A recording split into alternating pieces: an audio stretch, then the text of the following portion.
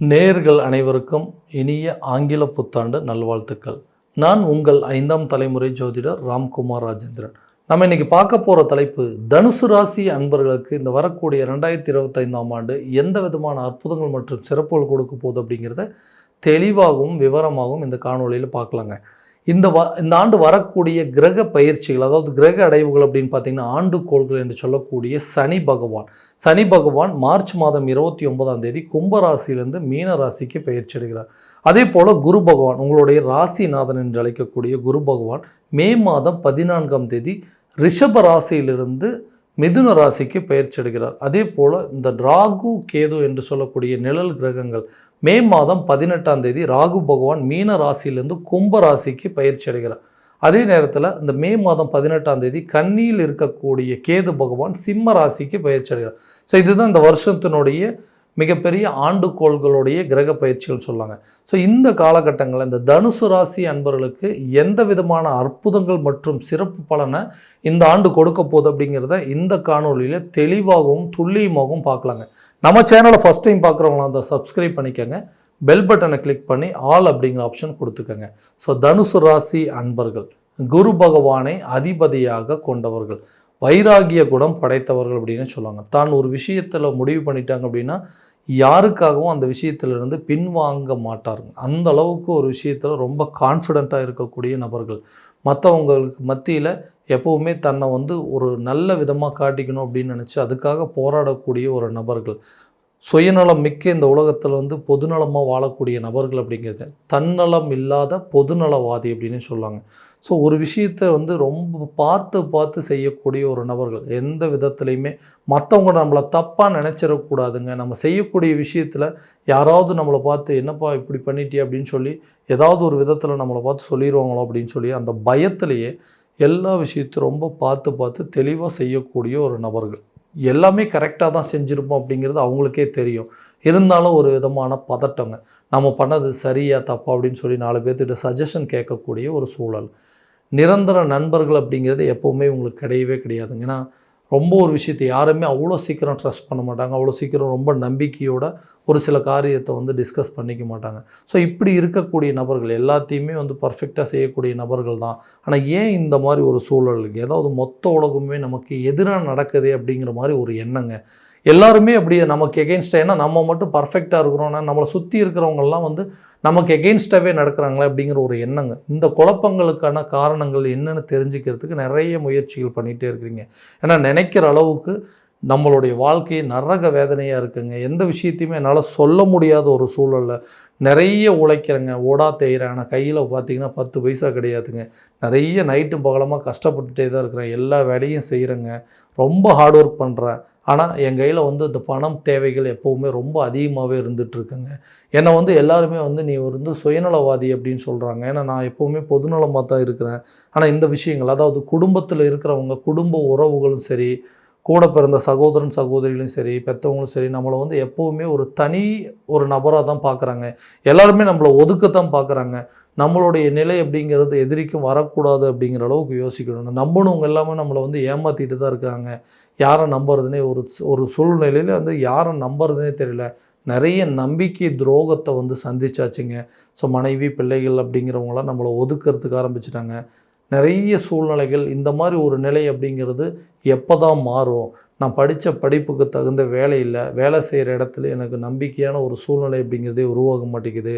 சொந்த பிரச்சனையெல்லாம் தேவையில்லாத அளவுக்கு, அதாவது சொத்து பிரச்சனைகள் அப்படிங்கிறதெல்லாம் பெரிய அளவில் வந்துகிட்டே இருக்குங்க.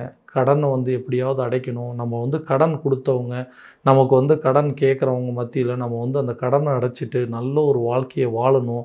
யாரெல்லாம் நம்மளை அசிங்கமாக பேசுனாங்களோ அவங்க முன்னாடி ஜெயிச்சு காட்டணும் அப்படிங்கிற ஒரு போராட்ட குணத்தோட வாழ்க்கையை வாழ்ந்துட்டு தான் இருக்கிறாங்க. இன்னும் எந்த ஒரு மாற்றமும் இல்லை.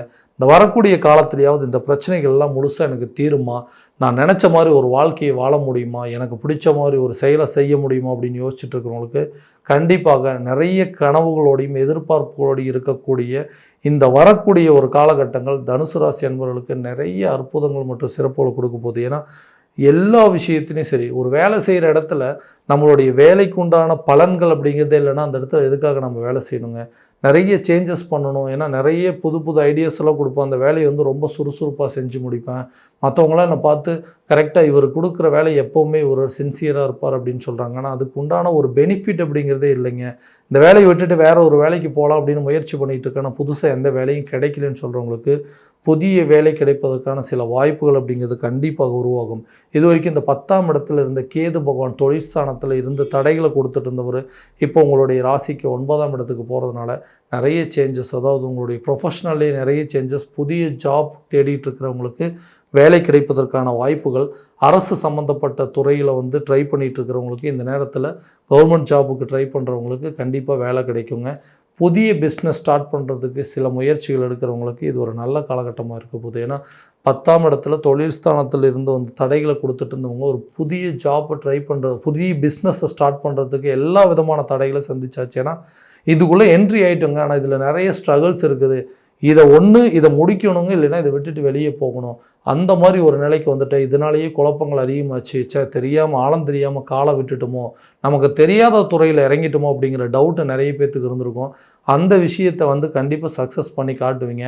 அந்த துறையில் நீங்கள் நிறைய விஷயத்தை கற்றுக்குவீங்க. அதை கற்றுக்கிட்டு அதை புது புது ஐடியாஸை வந்து அந்த பிஸ்னஸில் இன்வால்வ் பண்ணுறதுக்கான வாய்ப்புகள், அந்த பிஸ்னஸை அடுத்த லெவலுக்கு கொண்டு போகிறதுக்கான சூழல் அப்படிங்கிறது கட்டாயமாக உருவாகுங்க.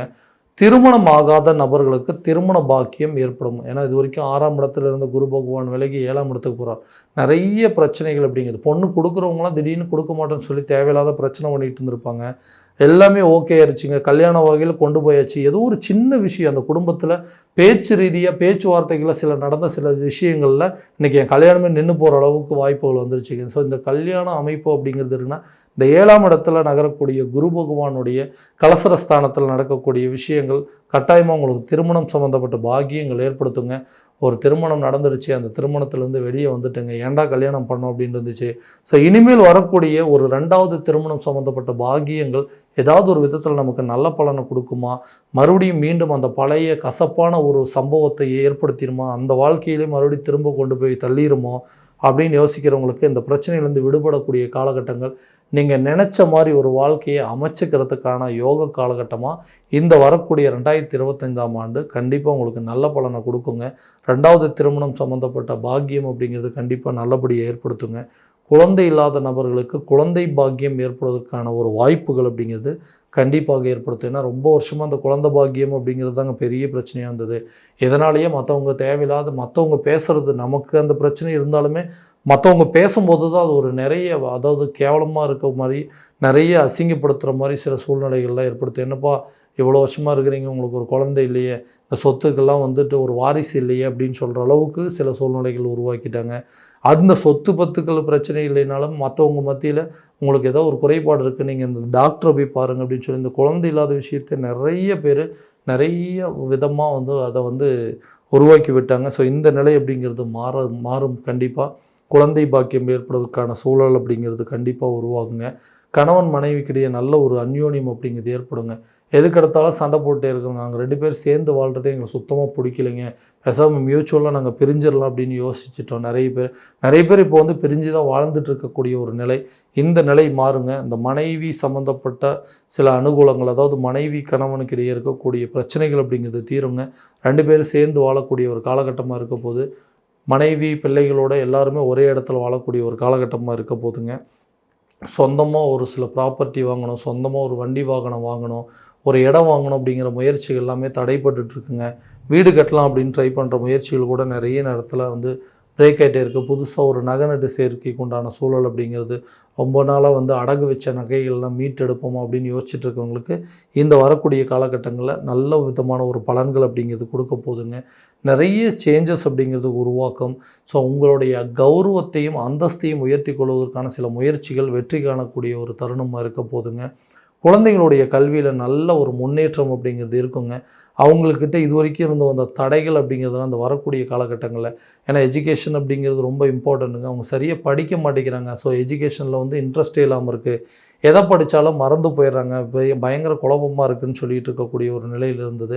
அந்த நிலை மாறக்கூடிய ஒரு காலகட்டங்கள், சில விஷயத்தை தைரியத்தோடையும் துணிச்சலோடையும் செய்து முடிக்கக்கூடிய ஒரு காலகட்டமாக இருக்க போது எஜுகேஷன் நல்ல ஒரு இம்ப்ரூவ்மெண்ட்டை கொடுக்குங்க. ஆரோக்கியத்தில் கண்டிப்பாக கொஞ்சம் கவனம் செலுத்தணுங்க. தேவையில்லாத சில பழக்க வழக்கங்கள் அப்படிங்கிறத தவிர்க்கணுங்க. வெளி வகை உணவுகள் அப்படிங்கிறது கண்டிப்பாக நீங்கள் அவாய்ட் பண்ணுறது ரொம்ப நல்லது.